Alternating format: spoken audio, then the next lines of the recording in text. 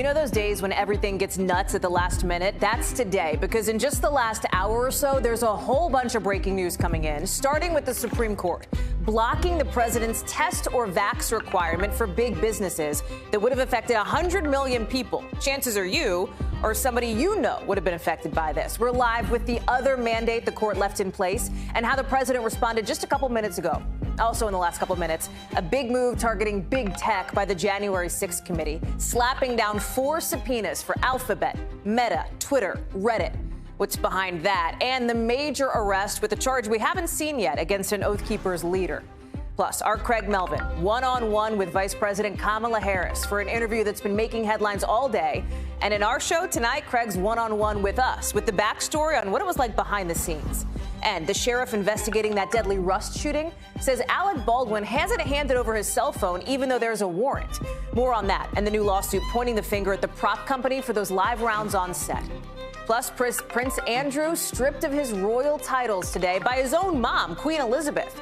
We're live in London with why and how he'll have to defend a sex abuse lawsuit as a private citizen now. Hey, I'm Hallie, and we're starting tonight with what even the president is calling disappointing news from the Supreme Court, with the justices blocking one of the big ways his administration was trying to get a hold on the COVID pandemic, with cases surging across the country. We're talking about that vaccine or test mandate they put in place for businesses with more than 100 employees. Remember this one? It would have made workers either be vaccinated or else wear masks and get tested every week. But today, the court said the government doesn't have the authority to actually do that. There is another mandate on the table, though, that the Supreme Court said could stay in place that affects most healthcare workers who work in places which get federal money. Here's White House Press Secretary Jen Psaki. The Supreme Court's decision on the OSHA mandate essentially means that in this pandemic, it is up to individual employers to determine whether their workplaces will be safe for employees and whether their businesses will be safe for consumers. President Biden, for his part, plans to try to keep fighting to convince states to put these requirements in place themselves. In a statement saying the decision does not stop me from using my voice as president to advocate for employers to do the right thing to protect Americans' health and economy.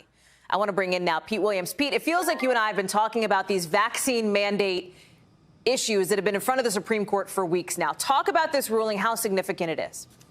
So this is a 6-3 ruling by the Supreme Court saying fundamentally the law that allows OSHA to regulate workplaces is limited to that, workplace safety, that it's not a public health law. The court's 3 liberals dissented. That's Sonia Sotomayor, Stephen Breyer, and Elena Kagan. They said the authority is there and that this is such a serious crisis that the federal government ought to be able to do this, and the law allows it. The second ruling on the requirement for healthcare workers to get vaccines was 5-4, with the court's more conservative justices dissenting. And there the Supreme Court said the law is a good fit to the mandate that's been issued by the Department of Health and Human Services, that after all, HHS has lots of regulations in place that govern how nursing homes conduct themselves, what kind of gloves hospital workers have to wear, what do you do to dispose of needles, all that kind of thing, and that therefore the law is a good fit. So that one, by the way, was already in effect in half the country. It had been stopped by 2 appeals courts in the other half of the country, so now it can be enforced nationwide while the other is now blocked. Talk about what this means functionally, Pete, because we're talking specifically about federal mandates, right? There are some states that on the state level have mandates. This doesn't touch that. It doesn't, and that's an important distinction because since last August, the Supreme Court has consistently refused to block state vaccine mandates from Indiana University, from healthcare workers in at least 3 states, teachers in New York, and all of those dealt with a whole separate question. States have generally broad police powers, is what they're called under the Constitution. So they can do this. The federal government has no police powers. And that's why these cases were so specific about whether the law regulating OSHA and HHS law allowed the government to do that under those specific statutes, and the Supreme Court reached opposite conclusions. But you're right, the states have much broader powers. So I assume that this state versus federal distinction that you're talking about and that you've laid out as the Supreme Court did in these rulings today plays into how this could affect future legal challenges to vaccine mandates, no? Yes, absolutely. I mean, if there are there's one other Biden administration federal mandate, and that's one that would apply to federal contractors. That one hasn't reached the Supreme Court yet. It's due for some court hearings in February in a court in Georgia. So it's much less further down the pipeline. But, you know, the same question's going to be there, and who knows how they're going to answer it. Because remember, there's no unifying theme from the Supreme Court ruling today other than we look at the specific content of the statutes and we either find the authority or we don't. They didn't with OSHA. They did with HHS. We'll have to see whether they find it with contractors. The opponents there say, yeah, the federal government has very broad authority to sort of set accounting rules and that kind of thing for contractors, but not this kind of authority. Really quickly, Pete, because I know you're getting ready for Nightly here, just to bring this to a very sort of concrete perspective for people who work for some of these companies. If you work, let's say, for a company who would have been covered under this mandate, there's nothing stopping your company from still saying, we would like to put this mandate in place anyway, right? We want to do this vaxxer test mandate. We're a private company. We can do that if we so choose to. Nothing stops that. This was not a case about whether companies can require this. This was a case about whether the federal government can force the companies to do it. So, yes, the companies can still do it. Pete Williams, we'll look for more of your reporting coming up later tonight over on NBC News. Pete, thank you. We want to get to another breaking story that's happening here out of Washington, where the fight between Congress and big tech is hitting a whole new level. Because right as we were coming on the air, we found out that the January 6th committee is telling. They are not asking. They are demanding that four big tech companies turn over some key documents that could help them figure out what happened in the days before, leading up to, and on January 6th, that deadly attack on the Capitol. The committee's chair, Benny Thompson, is, listen, in layman's terms, he's fed up. He's done with waiting. He's saying, quote, two key questions for this select committee are how the spread of misinformation and violent extremism contributed to the violent attack on our democracy, and what steps, if any, social media companies took to prevent their platforms from being breeding grounds for radicalizing people to violence. He says it's disappointing that after months of engagement, we still do not have the documents and information necessary to answer those basic questions. Almost accusing these companies of stonewalling, in effect. Here's the four companies: Alphabet, Meta, Reddit, Twitter. Alphabet, better known as Google, YouTube, right? That's the parent company. They're being subpoenaed because the committee says they've been a platform for communications, including live streams that could be relevant here. Meta covers Facebook, Instagram, WhatsApp, others, accused of being used to spread misinformation, disinformation, and conspiracy theories. For Reddit, the committee wants info about the so-called The Donald subreddit. We're going to talk more about that in a second. And for Twitter, similar to the others, a place allegedly used for people to communicate about the planning and execution of January 6th. So that's the setup. Let me get to our team on the ground. Garrett Hake on Capitol Hill. Ben Collins, who covers tech, is with us to break down all of these movements of the committee. Listen, Garrett, this is an escalation by the January 6th committee. We alluded to this a moment ago. This is not voluntary. They're not saying, please give us this information. They are issuing subpoenas, which have the weight of the law behind them.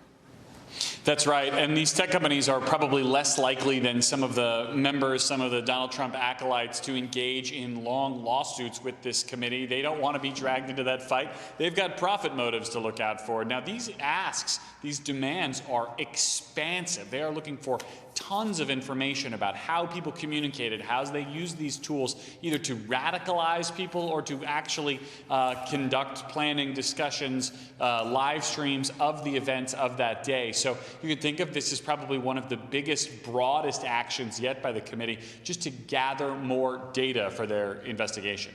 I know, Ben, that your BizTech unit has reached out or tried to reach out to some of these companies for response. Anything from them yet? And then I have a follow-up for you. Yeah, nothing yet on that front, Hallie. Let's talk about some of this, because you cover this every day, right? Our viewers know that you live in the conspiracy theory, disinformation, misinformation world, right? The Donald subreddit, that's one that you and I have talked about countless times on television, when it was active during the Trump administration, et cetera. How do you read the significance of this move by the January 6th Select Committee? Well, I think, honestly, they messed up a little bit here. The Donald hasn't been on Reddit since well before 2021. Right. Reddit banned the Donald about a year before the election. The Donald then moved over to a website called thedonald.win, stole Reddit's code, brought it over. A separate private citizen hosted all of those threats. Now, you can go to that private citizen and demand data from them. They probably should. This is an active crime scene, basically, the Donald.win. They were planning all of the things that you saw in this indictment we're about to talk about with the Oath Keepers on the Donald in the days before the attack, people posting pictures of their ammo, specific plans for what to do that day that line up pretty much directly with what's in these indictments. So if they're calling Reddit, there's really nothing to call there. Those people were kicked off about a year before the election even began. Which is an important point. Ben brings up something else, Garrett, which is this other big news coming out of the Department of Justice. A significant arrest of the leader of the Oath Keepers, this far-right militia group, right? This guy named Stuart Rhodes. He's being charged with seditious conspiracy. And Garrett, here's why it seems like this matters, why this is significant enough that we're, talking about it in the second show of the broadcast here. We haven't seen this particular charge yet, seditious conspiracy in this investigation so far. And while the feds didn't go so far as to say, we believe there was pre-planning to storm the Capitol, that's nowhere in this indictment. What is clear is prosecutors are signaling there was at least some level of pre-planning for some of this. Oh, yeah. I mean, the indictment does say there was planning, there was organization, there was distribution of weapons. There was, in fact, a conspiracy. And I think this is an important moment. We have called this an insurrection since day one. A lot of the folks who have been trying to push back on that or diminish what happened on January 6th say no one's been charged with anything like that up until this point. That has been true. Now it's not. I mean, this is the first major individual charged with actually planning what happened on January 6th, as opposed to someone who might have been or could argue that they were caught up in the moment. They were attending a protest. Then there was violence. This is a much more intentional act that's being alleged here and really elevates this to a much different level. Ben, again, this is your beat. Stuart Rhodes is a name who is not unfamiliar to you, right? Talk about how you see this. This is a huge deal. It confirms what we thought we knew for a very long time about what was going on in the days before the attack. There are some really startling things in this indictment. For example, they talk about ferrying guns from Virginia, from one of the hotels they were staying at in Virginia, to the Capitol that day on the Potomac. Like, they were in full-on war mode here. And they did that because they thought it was going to be a prolonged battle. They thought it was going to be effectively a civil war. What they were doing was they were saying, don't bring your guns the first time you get caught by the police on the way in. We'll storm the Capitol, we'll take the Capitol. And then in the middle of the night, we can start ferrying in and bringing in weapons on golf carts, on boats, things like that.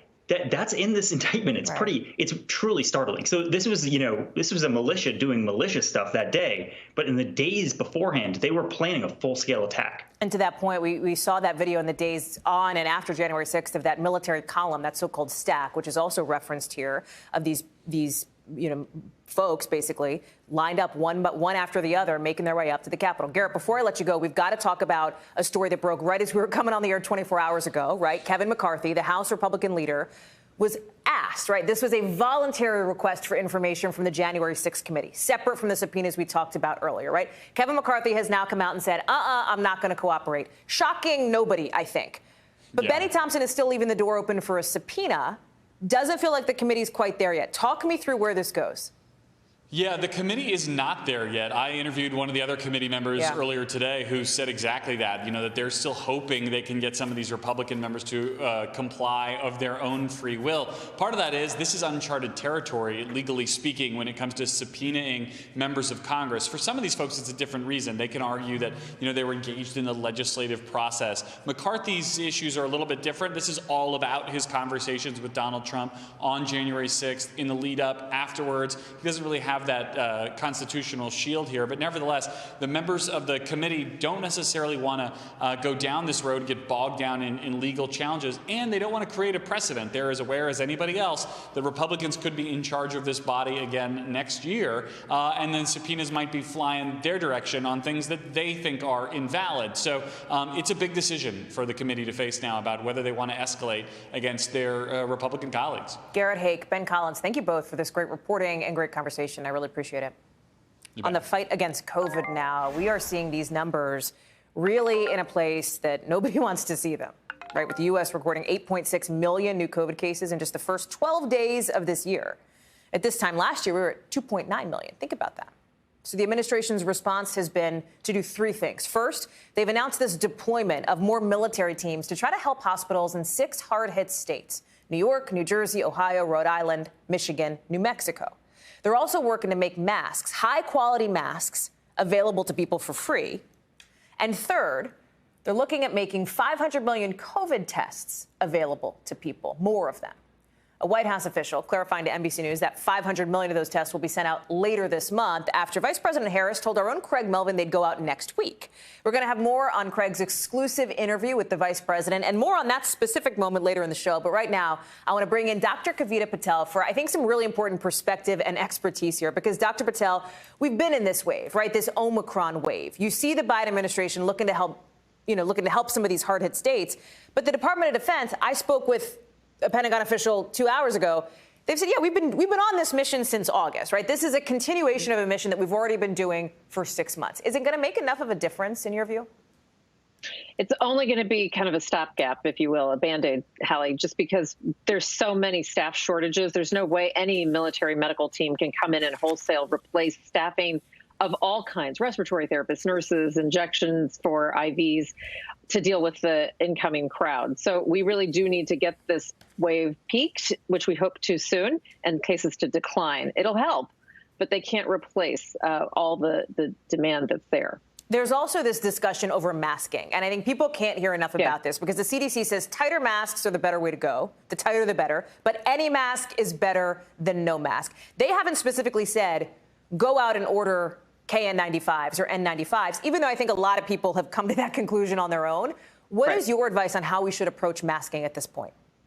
Yeah, look, if you have the ability to access these masks, higher quality, KN95, KF94, N95, by all means do so. I think the administration will probably make that a little easier, hopefully, in the next several days by making them available for free or somehow getting them to people. But the bottom line is true. The best mask you can wear is any mask. And I don't want people to think that the mask is the highest of priorities. It's a little bit like telling people, Hallie, to have an umbrella in a hurricane, a Category 5 storm. We need to also just double down on boosters and vaccines. Boosters especially, we're seeing that make a big difference in all populations. And then number two is having therapeutics. We don't have enough of them. We need more of these therapeutics, and the CEOs of manufacturing companies have said that more will come online. That'll be very important. That's going to be a help. Let me ask you about this Omicron surge that we're in, because the news over the last maybe 24, 48 hours has been there are perhaps some indications that in some of these places in the United States, we're starting to see the numbers, an indication that maybe they've peaked, maybe. How do you read this? And should people be feeling hopeful that perhaps we're at the end of this particular spike? Yeah, they should. They should feel hopeful, but hopeful should not be replaced by complacency, because what we don't want people to do is say, oh, good, everything's peaked. We can come back out. We don't need masks. We don't need tests. We don't need to be careful. We know that there are going to still be a lot of cases on the decline, but it is good news. It means that the surge that would normally last months, Hallie, has been compressed into weeks. Not the entire country. If you're in the Midwest or in parts of the Northwest, you will still be seeing rising cases. But by the end of the month, the majority of the country should have peaked, which is good news. It is, I think, music to a lot of people's ears, although your point about optimism versus complacency is well taken. Right. Dr. Kavita Patel, thank you. Great to have you on. Thank you. So have you ever had this moment, I bet you have, right, where you're walking into a meeting, maybe you're at work, you got this whole spiel ready to go. But you know before this meeting even starts that nothing you say is probably going to make much of a difference to change people's minds. Welcome to what happened to President Biden today, right before this, by all accounts, passionate and emotional speech to Senate Democrats behind closed doors, hoping to get them to change the rules in the Senate so that they can pass a voting rights bill. But two senators have come out today, one right before President Biden spoke, one right after, basically saying, we're good on our positions. Watch some of this. I don't know that we can get it done, but I know one thing. As long as I have a breath in me, as long as I'm in the White House, as long as I'm engaged at all, I'm going to be fighting to change the way these legislatures have moving. You can hear the president fired up, even in that sort of disappointing outcome here, promising to keep fighting. Because the reality check is this. Right before he even showed up to the Capitol and said that, you had a member of his own party, Senator Kyrsten Sinema, one of those two senators I just referred to, saying even though she supports these voting rights bills, she's still not going to change her mind about changing the rules, which is the thing that needs to happen to get that over the finish line. And let's not lose what's at stake here for Democrats. This is a huge priority for them because these voting rights bills would expand early and mail-in voting. It would make it easier to register. It would force states who want to change their policies to get federal approval for that. These are big priorities for the president. And again, they can't happen without a rules change or, by the way, without convincing some Republicans to get on board. Right now, Republicans are unanimously opposed to this. I want to go to Carol Lee at the White House. And Carol, we always keep coming back to Senator Sinema to Senator Manchin, right? And both of them today are making headlines for their reiterating of the position that they don't want to change the rules. But the reality, as our Capitol Hill team points out, there are a number of Democratic senators who, as far as we know, may not be on board with the way the president wants to get this done. Talk me through what you're hearing from the White House perspective tonight. Well, Hallie, a little breaking news here. The president is expected to meet with Senator Manchin and Senator Sinema tonight. Yeah, according to our own Peter Alexander. Carol, you're bringing it on this show. Thank you. I got to show up, you know. Thanks, girl. It's from Peter Alexander over at the White House doing some shoe leather reporting. He, for source familiar, tells him that both senators, the senators in all of this, are headed over to the White House to meet with the president. So hope springs eternal, maybe. The president's not giving up. I mean, you heard him there. You said it yourself. He sounds like a fighter. He said he's going to continue to fight. The White House says they're going to let Senator Schumer, the majority leader, handle the voting schedule and what happens legislatively. But the president saying that he's going to continue to make this an issue and he's going to continue to talk about it. He's also making a bit of a play for history, Hallie, saying, the civil rights movement, the history of that movement is you fight, you get defeated, and you get back up and you fight again. So here, the president tonight apparently not giving up. This is super interesting, Carol, and I don't want to lose sight of this, right? Because literally before the president drove over to the Hill, I think almost right before he got in the car to go, you had Senator Sinema getting up and taking all the air out of the room, right? Sucking up the oxygen, leaving no doubt where she stands. But here's what's interesting, Carol. I just talked to one of the leaders in the Senate, one of the top Democrats, who also, to your point, seemed to think that hope springs eternal. Let me play what Senator Dick Durbin told me a couple minutes ago. Do you have some indication, Senator, that perhaps her mind could still be changed here? I understand this process. So I approached another senator after she spoke who said, well, last night she had a conversation with another senator that was more promising. So I don't want to delude myself here, and I think we ought to get to a vote. I think Schumer's right in scheduling us for a vote so we can resolve it one way or the other. It was just so striking to me, Carol, to see Senator Durbin, who was there, who was sitting on the Senate floor, as Senator Sinema basically said, no, I don't want to change these rules, say, hey, she told somebody else last night, maybe this looks more promising. What could President Biden say to these two to get them on board? I don't know. It's hard to see what he could say to change their minds. I mean, she couldn't have been, listened to her speech, she couldn't have really been clearer. Right. Joe Manchin couldn't be clearer. They keep saying the same thing, and people keep hoping that they're going to hear something that they want to hear. So I don't know what he can say to change their mind. I think it's very interesting that the president still wants to have these conversations and that they're still talking about it, despite what he sounded like, when he came out of the Democratic caucus meeting. At one point he said, well, we missed this time, like we didn't get it. And he sounded like he was speaking in the past tense and that he recognized that this is over.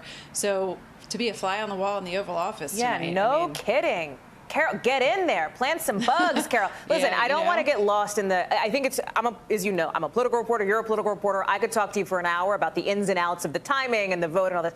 Step back for a second, because I want you to help people understand why Democrats are making this such a priority. And it's because of what's happening in some of these state legislatures across the country who are, as we have talked about on this show, making it harder to vote. Democrats see that, and they are looking to prevent that from happening.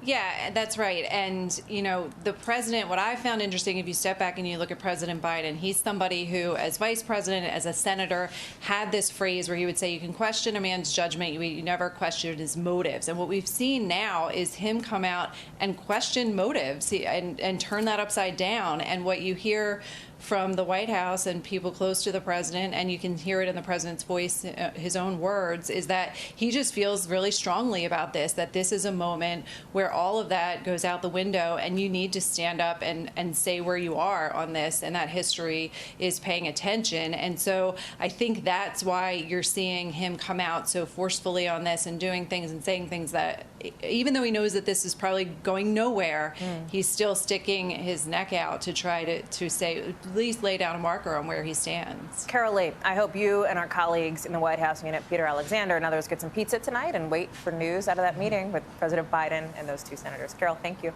Thank you. Coming up here on the show, big drama tonight about that Rust movie set shooting. Remember that a few months ago? The sheriff says he still doesn't have his hands on Alec Baldwin's cell phone, even though he has a warrant. We're talking about that, plus breaking down the new lawsuit blaming the shooting on the ammo supplier.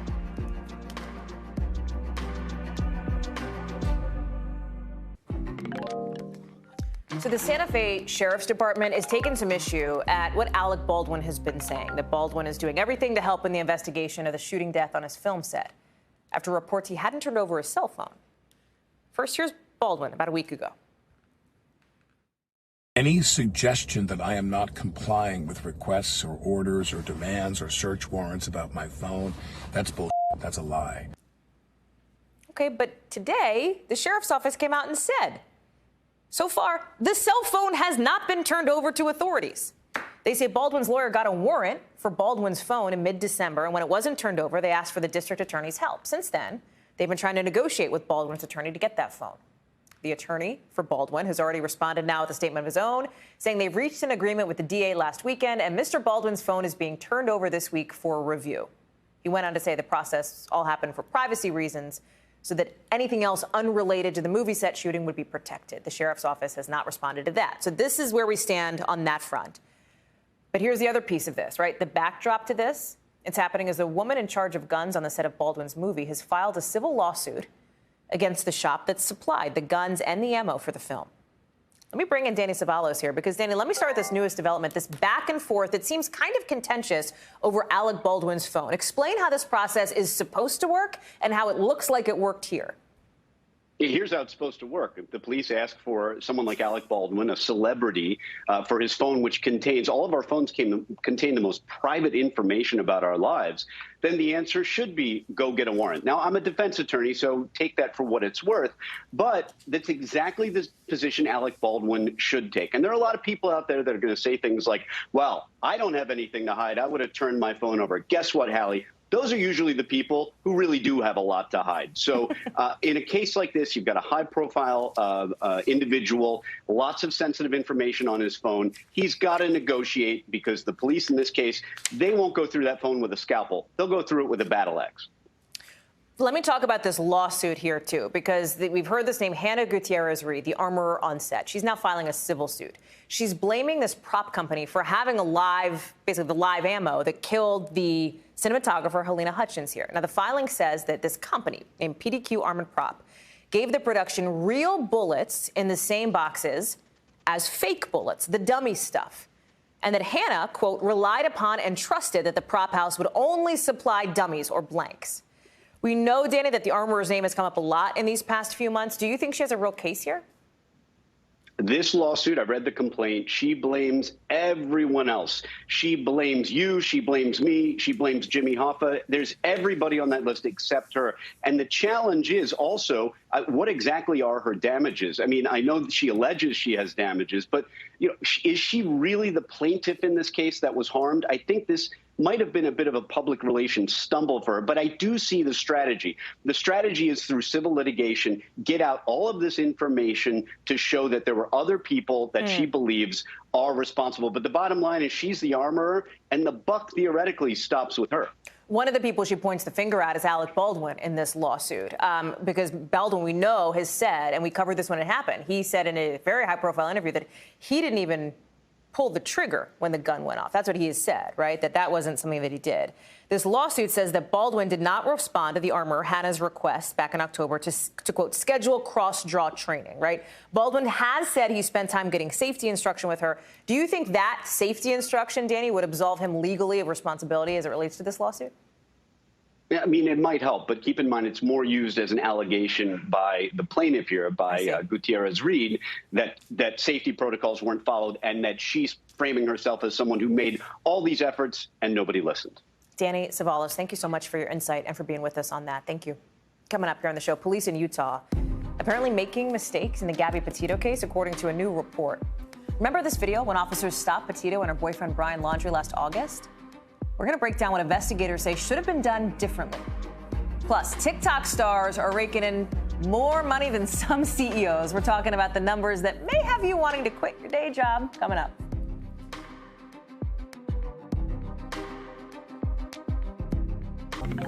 Let's get you over to the 5 things our team thinks you should know about tonight. Number 1, the State Department is condemning terrorist attacks, their words today, on the U.S. Embassy in Baghdad. At least 4 rockets targeted the compound. The Iraq military says a girl and a woman were hurt. The so-called green zone where this happened is where diplomatic missions are, along with the seat of the Iraqi government. Number 2, the Wall Street Journal is reporting so-called Havana syndrome. You know, that mysterious illness we've talked about has left diplomats in Paris and Geneva sick. Secretary of State Tony Blinken has said the U.S. is working to find out who is responsible for this. They still don't know for sure. It's affected some 200-plus diplomats overseas. Number 3, the Republican National Committee is threatening to block Republican candidates from participating in the 2024 presidential debates. The group that runs the debates points out they're nonpartisan.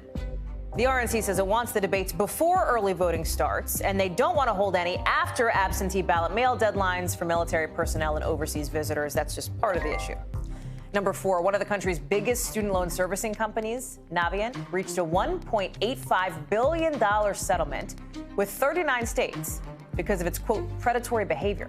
The company has to cancel something like $1.7 billion in private student loan debts for 66,000 borrowers. The company has said it did not act illegally. Number 5, I hate to tell you this. I hate to share these numbers, but they may have you rethinking your day job.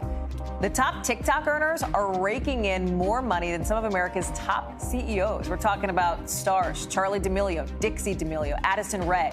If you don't know their names, you should, because they're among the TikTok stars who collectively earned $55.5 million in 2021, up 200% from the previous year. Yeah. Now, to another headline. Coming out of Utah, new information has come to light in the murder of Gabby Petito and the way the police responded to a domestic violence incident between Petito and Brian Laundrie before her death, now being called a mistake. An independent investigation points out that a report of this dispute should have been sent to prosecutors.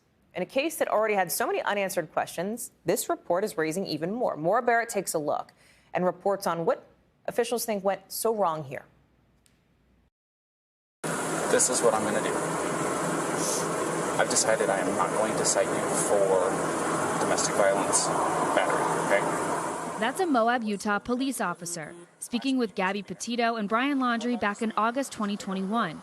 Weeks before Petito's body was found in Wyoming. It's this decision, the fact officers chose not to cite Petito for domestic violence, that's now being called a mistake.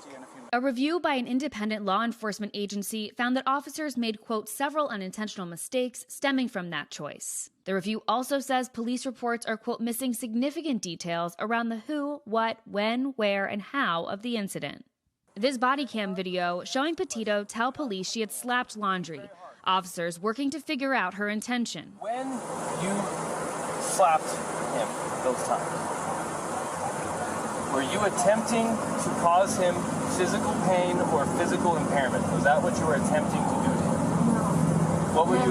What were you attempting to do? What was the reason behind the slapping and stuff? What was it you were attempting to accomplish by slapping? I was trying to get him to stop telling me something. Well, it doesn't sound to me like she attempted to injure him. One officer later wrote in a report that the incident was, quote, more accurately categorized as a mental or emotional health break than a domestic assault. It's all very interesting to see after the fact, but at the end of the day, both parties involved here are now dead. Does this change anything in terms of the legal implications in this case? If anything, what it does change, it changes the need for change inside of that city, inside of that state. They don't have certain procedures in place of how to respond to certain domestic violence situations. The biggest mistake that happened, again, it wasn't intentional. It's more because of lack of experience. The most important thing is that when you're dealing with domestic violence cases, those cases can go from a regular just screaming at someone to a homicide in a matter of minutes. The review highlights that there's no way to know whether the outcome would have been different if police filed a more thorough report. After the police encounter, Petito and Laundrie were simply separated for the night before continuing on their cross-country road trip, mere days before Petito would be strangled, weeks before her body found. Maura Barrett, thank you for joining us. Coming up, he was convicted of holding a 16-year-old girl down, putting a pillow over her face, and sexually assaulting her at a house party. But instead of sentencing him this month, the Illinois judge who convicted 18-year-old Drew Clinton is overturning the verdict and setting him free, telling the court this, that, quote, Mr. Clinton has served almost 5 months in the county jail, 148 days for what happened. In his case, the judge says, that is plenty of punishment. That would be a just sentence. This decision triggered an enormous amount of outrage. The victim in this case even came forward publicly after this judge's ruling, letting people know who she was and saying that what Judge Robert Adrian did made her fight for justice seem pointless. I immediately had to leave the courtroom and go to the bathroom. I was crying. My family is destroyed because of this. I want to bring in Prosecutor Kristen Gibbons-Fedden, who works with victims of sexual abuse. She also is somebody who gave the closing argument in the second trial of Bill Cosby. Kristen, thank you so much for being with us tonight. Let me start with this case here. How does a judge who's supposed to be sentencing somebody just change his mind? Or this is somebody who's supposed to serve up to 4 years. Is the judge really allowed to do what he did here? Legally, he is allowed to do what he did. There was a post-trial motion brought before him asking that he overturn his verdict, and that's exactly what he did. Do I think it was a legally sound judgment? Absolutely not. Generally, it has to be a verdict that was entered in that is manifestly against the evidence. And that wasn't the case here. In fact, that exact judge was the fact finder during the trial. So it doesn't make sense that he would overturn his conviction just because he wanted to give a lenient sentence. What do you think that does? I mean, we heard a little bit from the victim in this case. How does that reverberate in a community? It sends the utmost chilling message to not only, as you saw, the victim and her family itself, but to victims and survivors everywhere. It sends a chilling message that the rape culture and the Me Too movement still has a long way to go. You know, this judge, by giving a lenient sentence, showed his complete disregard for that rape survivor. You know, that defendant, as you mentioned, put a pillow over her face. That means that when he initiated that act of rape, he knew she was unconscious and had the foresight to put something over her face so that should she awake from consciousness, she would be impaired in her ability to get away. If that doesn't require a hefty sentence, I don't know what does. The judge put a lot of blame on a lot of people other than the rapist here, including some of the parents. He said, quote, they allow 16-year-olds to bring liquor to a party. They provide liquor to underage people, and you wonder how these things happen. Among other things that he said about the parents. How did you read that? You know, perhaps the parents are culpable, perhaps they're not. But that's not why they were there today. They were in that courtroom for a sentencing of a rapist, not for an explanation as to whether or not the parents were culpable. The judge should have focused in on what he was there to do, which was to make a decision based on that crime. And he failed to do it. He failed to bring justice to the survivors and to the community as a whole. And we're seeing that in the backlash and the outrage from the community as well as the victim. Let me ask you this, because I think this is bringing up, at least for me, you know, I'm thinking back to Brock Turner, right? The Stanford swimmer who was also convicted of rape. The judge sentenced him to 6 months in jail, triggering, you talk about cases that trigger outrage.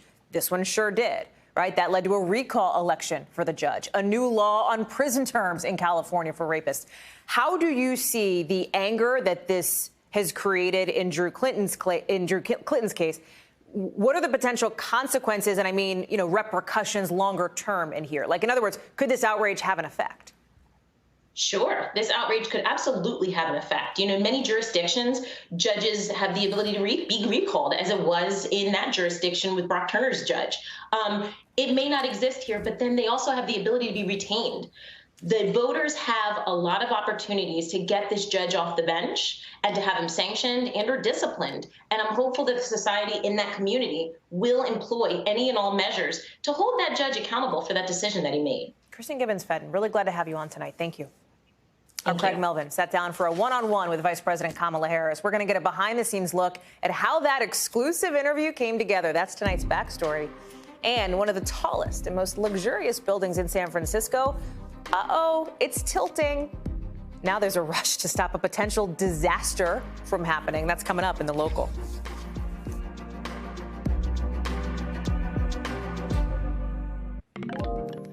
NBC News covers hundreds of stories every day. And because you couldn't possibly read or watch or listen to them all, our bureau teams have done it for you. This is what they tell us is going down in their regions in a segment we call The Local. And we start with some local breaking news out of our LA bureau. As we were on the air, as this broadcast was happening, we found out that Governor Gavin Newsom has rejected parole for Robert F. Kennedy's assassin, Sirhan Sirhan. The parole board had recommended he be paroled back in August, but most of Kennedy's children spoke out against it. In a statement we just got, the family said it's, quote, relieved by Governor Newsom's decision. From our Midwest Bureau, prosecutors added dozens of charges against a man accused of driving a car through a Wisconsin Christmas parade in November, killing 6 people. You probably remember when that happened. The suspect's already charged with murder, but the new charges include reckless endangerment, battery, and bail jumping. And from our West Coast Bureau, engineers are rushing to fix a residential skyscraper. So basically like a really big building where people live that they say is tilting 3 inches every year in San Francisco. It's tilting. It's 58 stories. It's called the Millennium Tower. It's been sinking for years and is already about 2 feet off center. Engineers trying to fix it paused construction last summer, but they're hoping to pick it back up later this year. Time now to get the backstory, our behind-the-scenes look at how a story comes together and how it fits into our bigger picture. And it's a really special one tonight because NBC News got this exclusive interview with the Vice President, Kamala Harris. She sat down with our own Craig Melvin to talk about a whole bunch of big issues affecting the country, starting with the pandemic, with the Vice President saying people are, quote, rightly frustrated with where we are, but that the country has made a lot of progress from where we first started. They talked about things like voting rights, with the president and the vice president making a big push on that.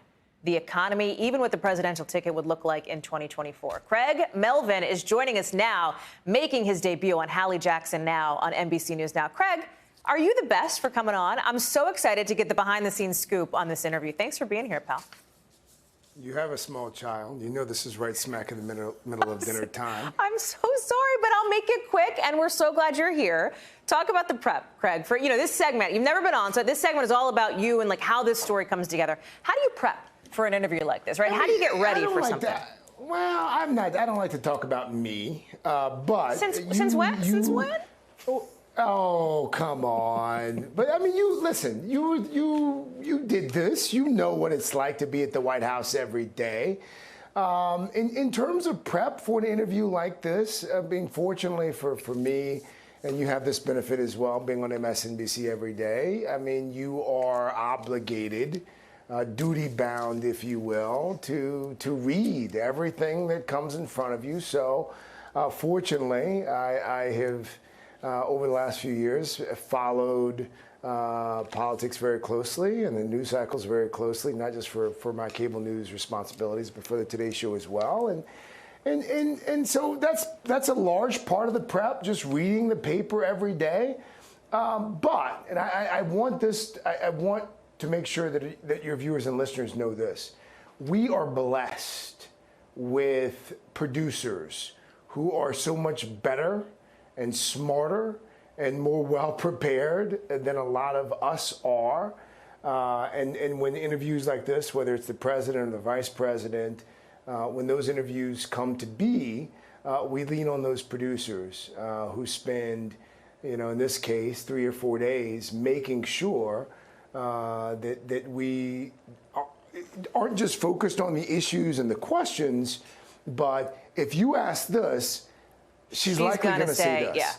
Yeah. Right. And when she says this, you probably want to say this, or you want to ask this. Right. And so, I'm not like you. I'm not a Washington insider. I'm not as plugged in as you are. So I had to spend the better part of 4 days, much like I did in college, cramming for an exam. You are doing yourself a disservice, my friend. I know that you know politics well. What's interesting, Craig, is you talk about the back and forth. This interview, as we said, it's been making headlines everywhere. I've seen this interview on other networks. I mean, that's how big of a deal it was, Craig. So kudos to you for doing this. But there was this one moment that got a lot of attention that the White House actually had to clarify about the timeline for distributing these 500 million COVID tests that are getting sent out to people. I want to play that moment, and then I have a question for you about it. Okay. The 500 million tests that have been ordered that are going to be sent to every American, do we know when those are going out? Shortly. Though they're going to go out shortly. They've been ordered. I have to look at the current information. I think it's going to be by next week. But soon. Absolutely soon. And it is a matter of urgency for us. Should we have done that sooner? We are doing it. A White House official now says those 500 million at-home tests are actually going to be sent out later this month, right? What went through your mind as you were handling what turned out to be a pretty key moment in the interview? Like, do you remember when that moment happened and what you were thinking?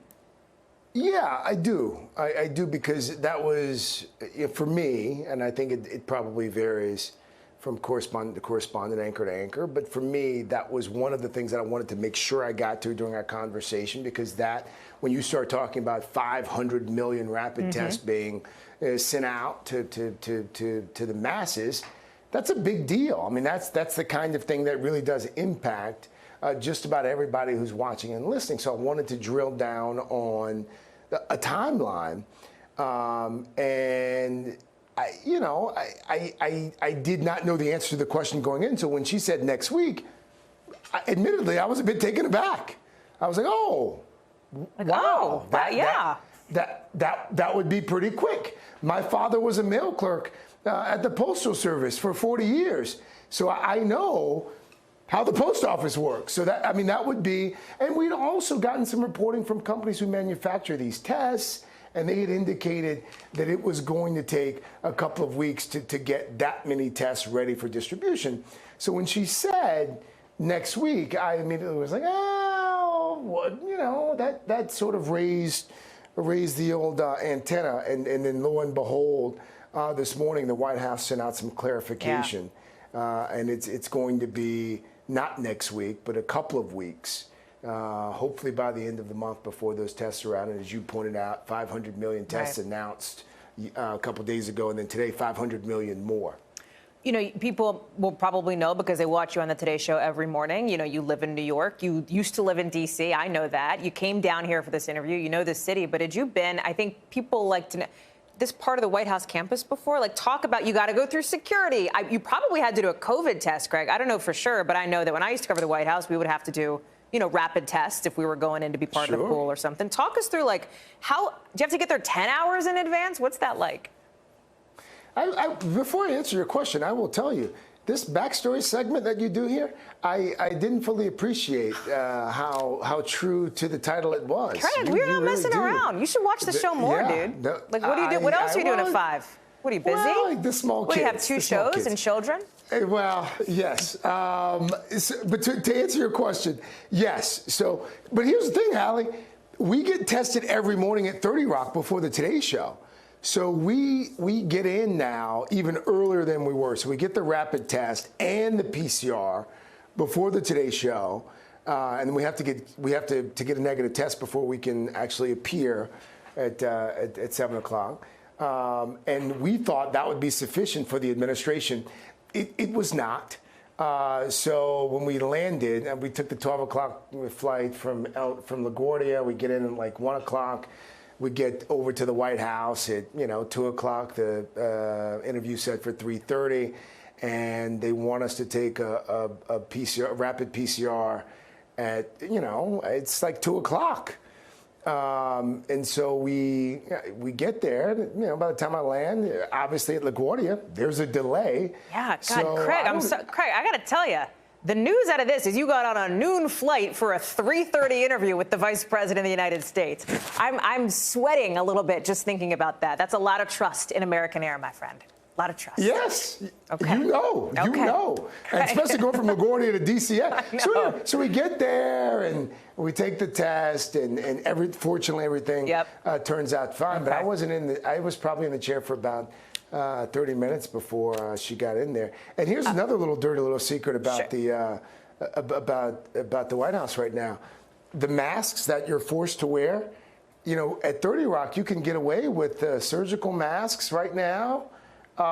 They're requiring KN95 masks or N95. Yeah. Okay. Craig Especially Melvin. considering the CDC guidance hasn't come around. Making a lot of news here on the backstory, Craig. I mean, you have taken this segment and run with it to the point that I don't know if we have time for our next segment. Craig Melvin, I so appreciate you coming on. We'll see you tomorrow morning on the Today Show. Thank you for taking time out of dinner. Tell the kids and Lindsay we said hello. We so appreciate you, friend. Thank you. Thank you. Only for you. Great Only stuff. For You're you, the best. Hallie. You are the best. Thank you. Prince Andrew, stripped of his Royal Highness title as he fights a sex abuse lawsuit.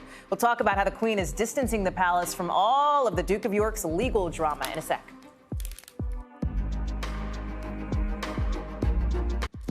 The royal family trying to distance itself once again from Prince Andrew because of the sex abuse allegations against him. They've stripped the Duke of York of his royal and military titles just one day after Prince Andrew's lawyers failed to dismiss a civil lawsuit from Virginia Giuffre, who claims he sexually abused her when she was 17. Prince Andrew has repeatedly denied it. Keir Simmons is covering all this for us. Keir, talk through these, we got these allegations against Prince Andrew, which he denies. They've been circling for years. But now this lawsuit's moving forward. The Queen takes this step. How do you see the timing here and the significance? It's a big step. One thing I want to say, Hallie, before we get started on this is Craig Melvin should watch the show more. He stepped all over your time. I'm sorry. I hate to throw him under the bus. I had 6 minutes with you. Now I have 2. It's blame Craig. You know what I mean? I'm sorry. I hear you. He burns time, that Melvin, but he's a good man, and he's a great interview, so I know my place. Listen, when it comes to Prince Andrew, look, this is a humiliation. He has spent years trying to avoid this. The Queen didn't want this. She's widely thought to consider him to be her favourite. Obviously, he's her second son. He didn't want this, and it's the level of humiliation. Just think about this. When he was born, he was entitled to His Royal Highness title. He is no longer officially entitled to that title. So what's happening right now is something that the royal family, honestly, are brutal at. They've done it before, and that is they are putting clear blue water between themselves and Prince Andrew. And I think that tells you something about how damaging the palace believes that this is. Could be. Listen, it's possible that Prince Andrew has to give evidence in this civil case.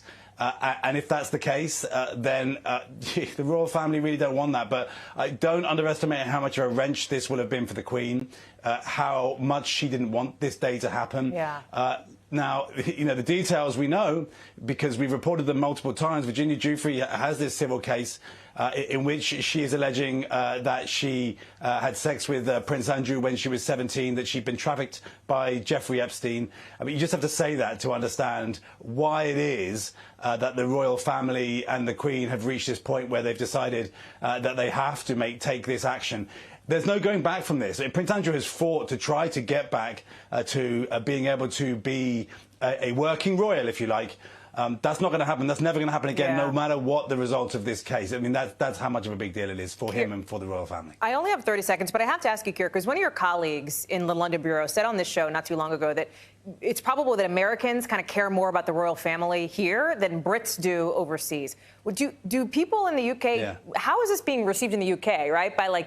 Has there been much of a reaction to it among others, people beyond the royal watchers? Look, the British people have a bittersweet relationship with the royal family. There's a huge amount of commitment to the royal family. There's also a great deal of cynicism about the royal family. I think from a distance there in the States, you get to have a different perspective in many ways. Prince Andrew's reputation has not been great for a long time. Yeah. That's not to say that he's going to lose this case. We don't know what will happen. But I'm not sure that people are necessarily shocked by the developments that they've seen in relation to the Queen's second son. Keir Simmons, live for us there from London. Keir, thank you so much for staying up late for us tonight. I appreciate it. And thanks to all of you for watching us here. Busy show, packed show. More tomorrow, same time, same place. Coverage picks up now.